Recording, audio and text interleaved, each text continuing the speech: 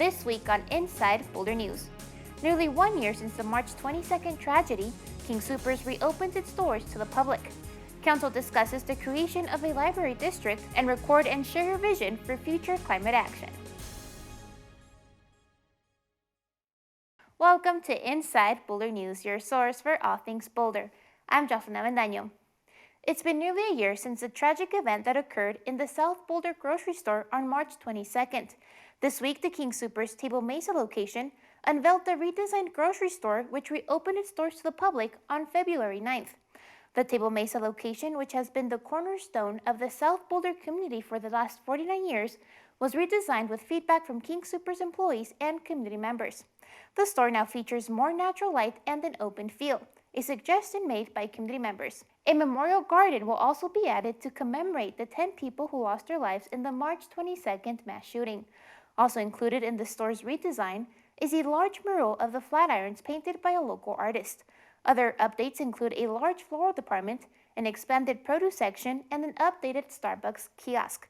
Wednesday's reopening ceremony included a performance by CU's marching band and remarks from Governor Jared Polis and Boulder Mayor Aaron Brockett. And today, as we celebrate the reopening and the resilience, we also celebrate their lives. And also that this is a turning point for our community to move forward. The reopening of King Soopers is a place where many members of the community come to shop, to talk. As we move forward, we are carrying those who we lost with us into the new future. In May of 2021, Boulder City Council made a unanimous vote in favor of beginning the work for forming a library district to stabilize its decreasing budget. A library district advisory committee has since been formed, and they've put together recommendations in forming a library district. These recommendations were presented during the February 8th council meeting.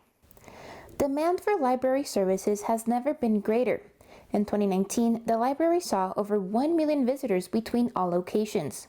The library's budget, however, like the city's, relies heavily on sales and use tax, an unreliable funding source. There's a lot of work going on behind the scenes to maintain service and to meet the community demands. And then, of course, since the pandemic, they have received very deep budget cuts. The library makes up roughly 3% of the city budget, but received around 20% of the budget cuts. Creating a library district is being considered as an option for stabilizing the library's budget. So essentially, it is forming a district boundary in which the residents within that boundary are taxed for library services. And so then the library district becomes an independent governmental entity, subdivision of the state. On May 18th, 2021, Boulder City Council voted unanimously in favor of beginning the work of forming a library district. A library district advisory committee was formed later that year. They have since come together to form recommendations in forming a library district, of which were presented during the February 8th council meeting. The LDAC looked at the areas of the library district boundary, the service level that the library district will provide, the tax mill levy, the transfer of the buildings and the transfer of the other assets, the governance, how the library district would be governed by a board of trustees and how they'll be appointed, incorporation into the Boulder Valley Comp Plan, and community engagement around this topic. During Tuesday's City Council meeting, Council decided to move forward for deciding whether to form a library district. A public hearing is currently scheduled for April 5th, in which Boulder would make their decision. In April, the City Council and the Board of County Commissioners would appoint, would form a district by resolution. By May, they would appoint a Board of Trustees, then negotiate an IGA.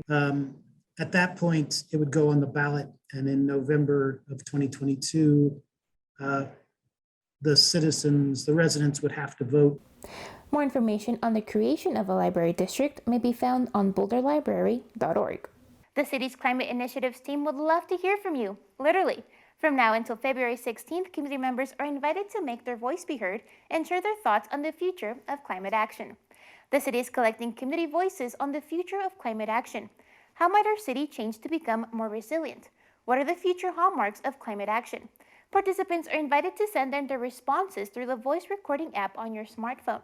Recordings should be kept under 45 seconds and can be sent as a voice message to the number seen on your screen, or it could be submitted using this online form.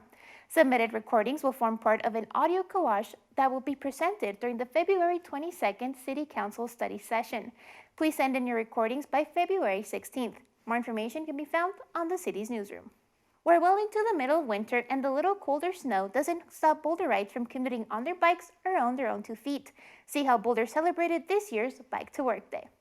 Winter Bike to Work Day is part of a statewide celebration and includes 16 free breakfast stations hosted by local companies and organizations in Boulder and Longmont.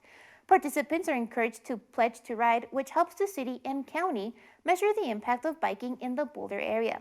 This day supports both the City of Boulder's Transportation Master Plan goals and the county's as well. More information on the city's transportation goals may be found on the website seen on your screen. Thank you so much for joining us on this week's edition of Inside Boulder News. Stay tuned to Boulder Channel 8 for up-to-date information on coronavirus. Connect with us on Facebook and Twitter. You can also sign up to receive video updates right in your inbox. Just go to boulderchannel8.com and click on subscribe. And be sure to check out the city's online newsroom for the latest city news. We'll see you next time.